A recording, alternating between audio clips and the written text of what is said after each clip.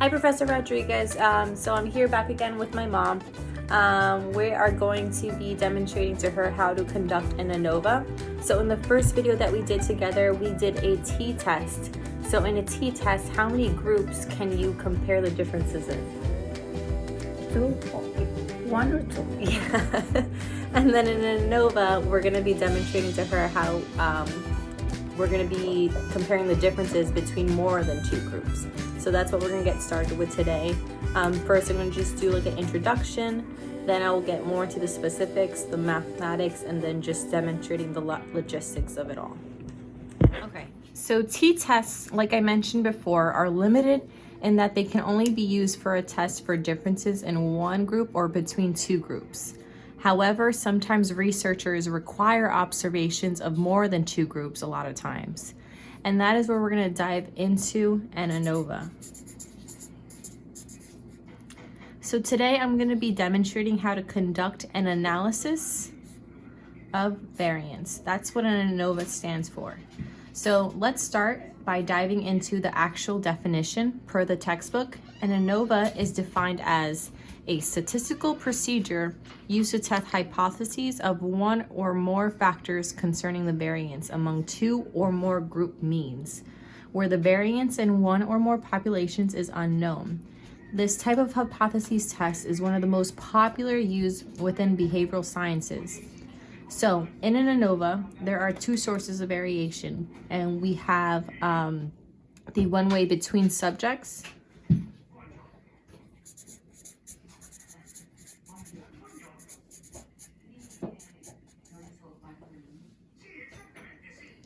where it's attributed to the differences between groups,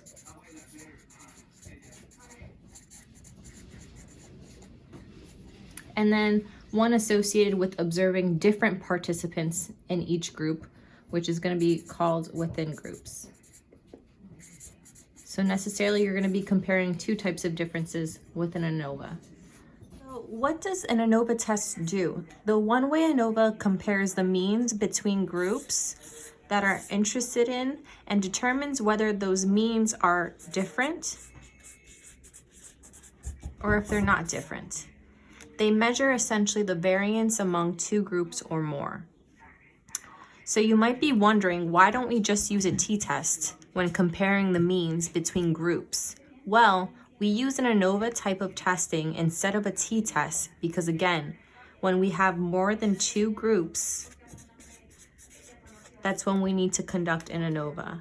As the group increases, so does the number of comparisons that are needed to be made within those number amounts of groups. So initially, a t-test can't handle the increase of numbers between groups. So in terms of the use of notation, it's going to be a bit different. The notation used to identify the sample size for the t-test is different from what is used from an ANOVA. For the ANOVA, N is going to be representing the number of participants per group, not the sample size itself. And then N represents the number total of participants.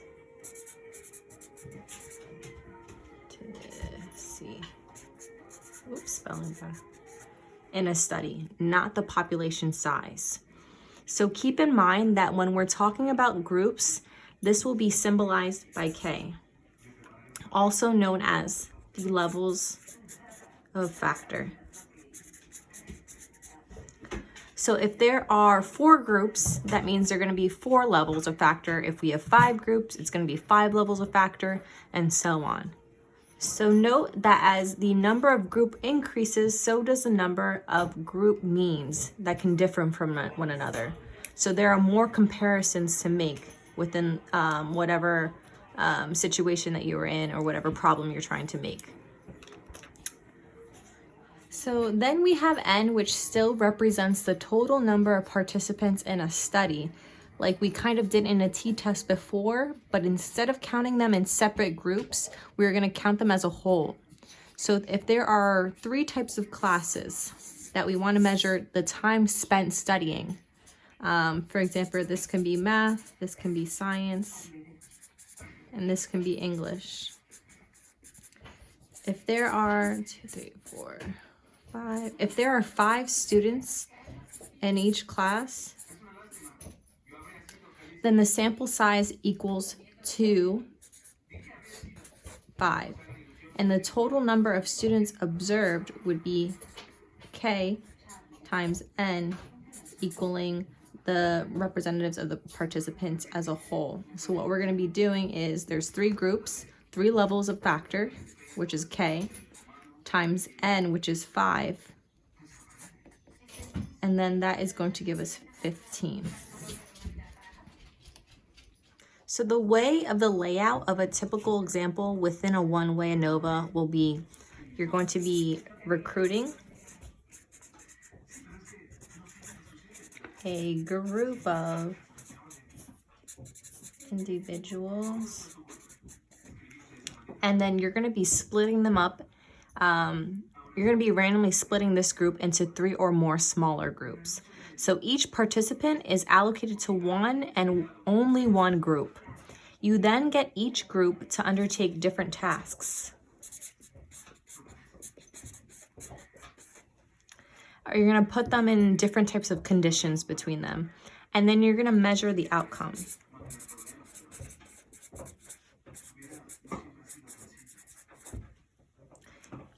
When you're measuring the outcome, that's going to give you a response on the same dependent variable, which is called within subjects, like I mentioned before. And then a second study is going to be designed, which is going to recruit a group of individuals, and you're going to split them based into groups on some independent variable called between groups or between subjects. And this time, rather than a dependent variable, it's going to be your independent. This independent variable is going to be based on some attribute that they possess that you're going to be trying to measure. So now let's take a dive into what example we're going to be using today. So let's assume that a manager for a maintenance company wants to increase productivity within his employees, and he's going to be doing this by assigning them to a training class. So there are going to be 3 different types of training classes with different types of levels. The first one is going to be a beginner class, an intermediate class, and an advanced class. So we want to determine to see if there is a difference between classes based on the productivity outcome from the classes that the employees take. So our null hypothesis will be there is not a statistical difference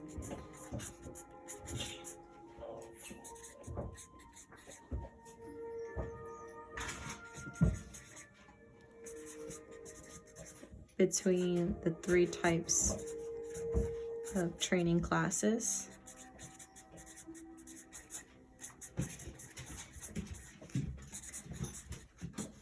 And your alternative will be that there is a statistical difference between the 3 types of training classes. So now let's go ahead and compute the mathematics to determine whether we will be rejecting or retaining the null hypothesis today. So initially, like mentioned before, we need to take the grand total difference between all people and all categories involved.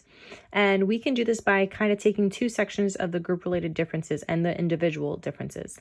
So we are comparing the group-related difference against the individual difference to see how much of a difference there is between those 2. And we do that by analyzing the variances, just like mentioned before in the definition that I mentioned. So let's kind of draw out our layout here. So our first variable that we are going to be comparing is going to be the beginner's class. Next, we're going to having the intermediate class and the advanced class. So we are having these 3 different classes types for our employees, and we want to see if there's a statistical difference as to whether we should be putting all of our employees in one certain class, seeing if one is better than the other, just to see if it'll go better with whatever our employees are producing productivity-wise. So out of the beginners, the intermediates, and the advances, we're going to go ahead and take away 5 samples from each. We're going to assume that these are random. So for our beginners, we're going to get our first total score of 40, 43, 43, 44, and 40. Our intermediate, we're going to have 47, 48, another 48, a 51, and a 51. For our advanced people, the ones who took the advanced class, we're going to have a 45, 43, 46, 42, and 44. So let's go ahead and find the means for all of these 3. So here we're going to get a mean of 42. Here we are going to be getting a mean of 49, and here a mean of 44. So if we go ahead and try to find the grand mean of all 3, so we just add these 3 together, divide it by 3, we're going to get a grand mean of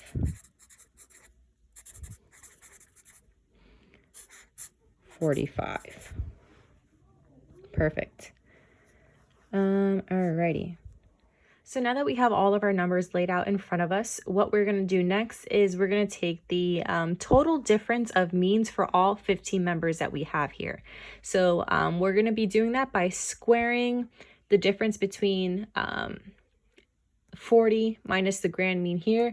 We're going to be squaring it, and then we're going to be finding the sum of that, and we're just going to go ahead and do it for the same thing for all of these groups here. So, for example, we're going to take 40, subtract it by 45. That is going to give us 5. We're going to square that, and then we'll get 25. Same thing here, 43 minus 45.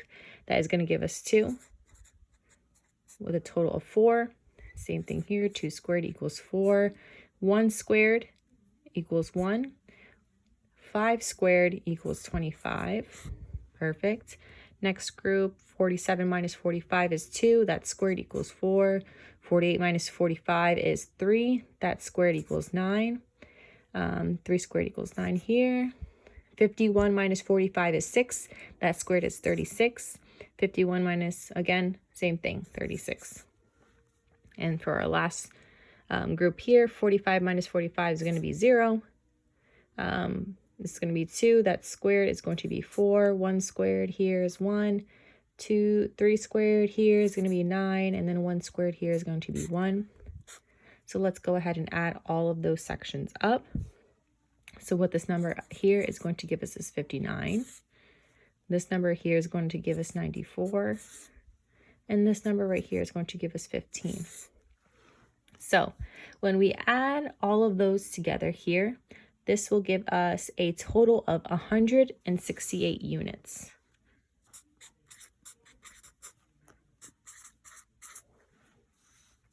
So it gives us a total of 168 total square units. That is considering everybody being in one group that we are looking at. And they are 168 units away from the grand mean. So that 168 is the total of among groups and within groups. So what we want to go ahead and do next is we're going to be able to compute the total square units within groups. So we're going to kind of do the same exact thing that we did with the grand mean, except we're going to be comparing the individual groups within one of another. So 40 minus 42, that is going to be 2. That squared equals 4. 43 minus 42 is 1. 1 squared is 1. Same thing. 44 minus 42 is 2. 2 squared is 4. 2 squared here is 4. 47 minus 49, that is 2. That's 2 squared is 4. 48 minus 49 is 1. 1 squared is 1. 1. 2 squared is 4. 2 squared is 4. 45 minus 44 is 1. 1 squared is 1. It's going to be 1 as well. 4, 4, and 0.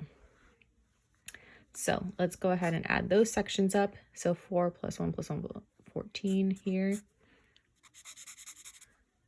Here we are going to get also 14. And then here we are going to get 10. So when we add all of those three together, we are going to get 38. So what we are going to assume is to find the among, we are just going to be subtracting 168 minus 138, and then we should get 138 here. So in order to find that and to make sure all your numbers are correct and everything's efficient, you can do the following. So what you need to do to find the group related difference, to find this among spot right here, what you're going to do is that we need to compare the group average to the grand mean here. And the way that we're going to be doing that is just essentially you're going to get your average square distance and then multiplying that by 5, and then that's how you're going to find your total of among. So 42 minus 45, that is 3. 3 squared is 9. Multiplying that by 5 is 45. Same thing here, 49 minus 45, that is going to be a difference of 4. 4 squared is 16, that by 5 is 80. And then we're also just going to be doing the same thing here. 1 minus 45. 44 minus 45 is 1. That squared is 1. That times 5 equals 5. So if we add up 5, 80, and 45, we get a total of 138. I'm sorry, disregard that. We get a total of 130. So when you add up 130 plus 138, you get the total of 168, and that's how we get those numbers here. Now here's a better layout and everything of how it looks. So the next output that we want to try to figure out is going to be degrees of freedom. So as you can tell here, like I mentioned before, we want to find K. K is going to be where we put in our among.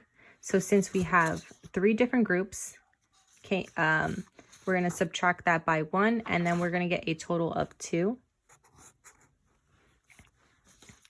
And then also we are just going to take each group.